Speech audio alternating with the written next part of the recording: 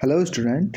आज हम class 10th के सब्जेक्ट साइंस के अभी हाल ही में जो कंपार्टमेंट लेवल का जो एग्ज़ाम हुआ था 2023 में, उसमें कौन कौन से ऐसे एमसीक्यूज़ आए थे जो कि अभी 2024 में जो साइंस का पेपर होने वाला है उस बिहाफ से इम्पोर्टेंट हो सकते हैं। तो चलिए हम इन एमसीक्यूज़ को डिस्कस करते हैं one by one. Electrolysis of water में mass of cathode and mass of anode की वैल्यू क्या होगी? तो यहाँ पे इसका जो राइट आंसर है वो क्या हो जाएगा? ऑप्शन डी, 1/8 इसका राइट आंसर। क्वेश्चन नंबर 2 है यहाँ पे, कंसिडर द फॉलोइंग सब्सटेंसेस। यहाँ पे 4 सब्सटेंसेस आपके पास दिए गए हैं, इनमें आपने चूज़ करना है। क्या चूज़ करना है पहले समझते हैं इसको। Out of these the commonly used oxidising agent are, जो कॉमनली जो यूज़ होने वाला जो ऑक्सीडाइजिंग एजेंट है वो इनमें से कौन सा है? तो इसमें से जो राइट आंसर होगा वो है हमारा ऑप्शन सी, यानी कि फर्स्ट भी है, सेकंड भी है और थर्ड आंसर भी हमारा जो यहाँ पे ऑक्सीडाइजिंग एजेंट है जो कि कॉमनली यूज़ होता है वो यहाँ पे राइट है, सी। थर्ड है हमारे पास, select from the following compounds which is not a base. यहाँ पे बेस कौन सा नहीं है ना, which is not a base, जो इसमें बेस नहीं है हमने उस कंपाउंड को बताना है। तो यहाँ पे हमारा आंसर जो है sodium sulphate is a right answer. और सोडियम सल्फेट का जो फॉर्मूला है वो क्या होता है? Na2SO4, sodium sulphate. Zinc oxide का फॉर्मूला ZnO, सोडियम हाइड्रोक्साइड का फॉर्मूला NaOH और कैल्शियम हाइड्रोक्साइड का फॉर्मूला जो होता है CaOH का होल ट्वाइस।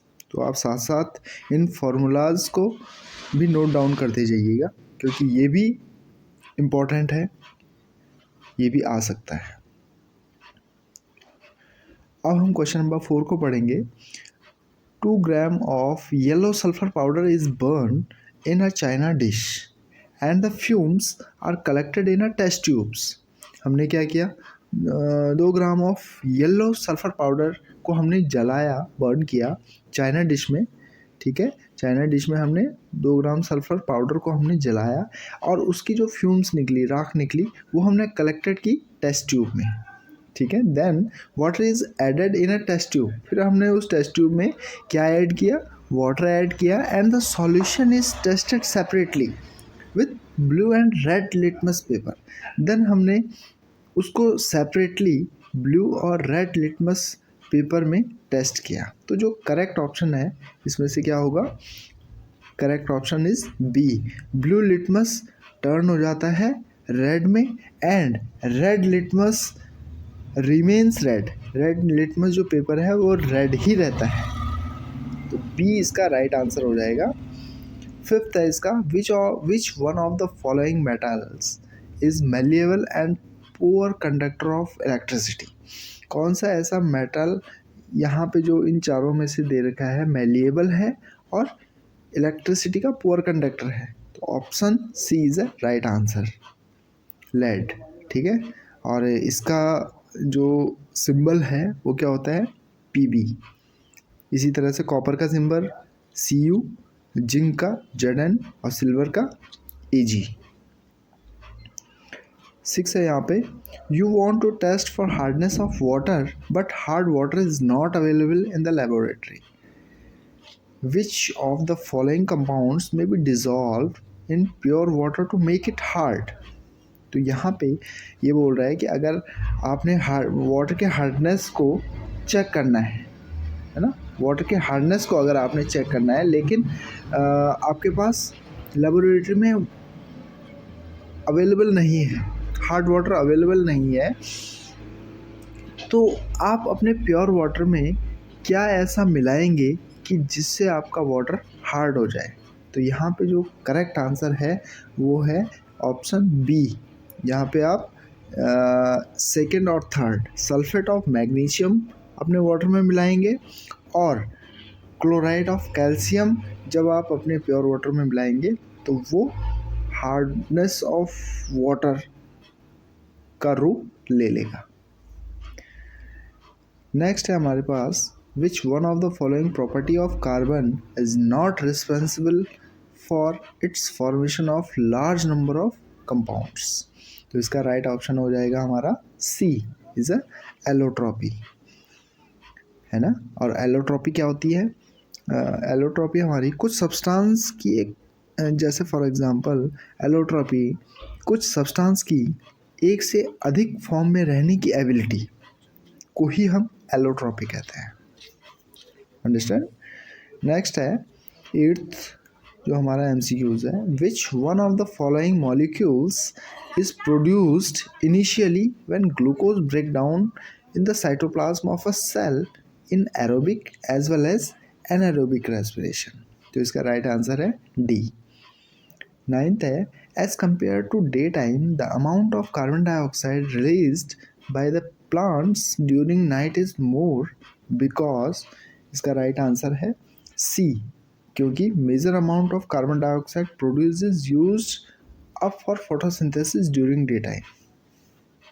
10th है the organism in which an outgrowth on the parent body develop into a new individual.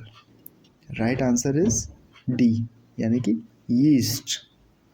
11th option MCQs है हमारे पास, in a cross between pure pea plant and pure dwarf pea plant, the offspring of F1 generation were all tall। जो हमारे पास F1 generation आई वो सारी toll आई। यहाँ पे हम क्या कर रहे हैं कि क्रॉस बिटवीन, हमने यहाँ पे प्योर टॉल पी प्लांट और ड्वार्फ प्लांट में क्रॉस ओवर कराया, और F1 जनरेशन में हमें सारे टॉल प्लांट मिले। व्हेन F1 जनरेशन, जब हमने फिर से F1 जनरेशन में क्रॉस करवाया, सेल्फ क्रॉस करवाया, तो जो सेकेंड जनरेशन में हमें ऑफ स्प्रिंग मिली वो क्या होंगी? तो यहाँ पे करेक्ट आंसर है ए, यानी कि वहाँ प्योर टॉल प्लांट और प्योर ड्वार्फ प्लांट मिलेंगे। तो राइट आंसर इज ए।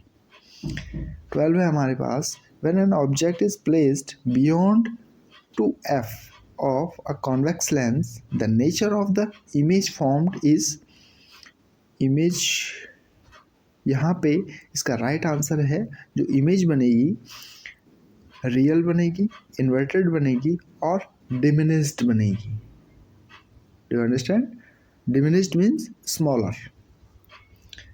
13 है हमारे पास, when a narrow beam of white light passes through a glass prism it splits into its component colours, this phenomena is called. तो इस phenomena को हम कहते हैं डिस्पर्सन ऑफ लाइट।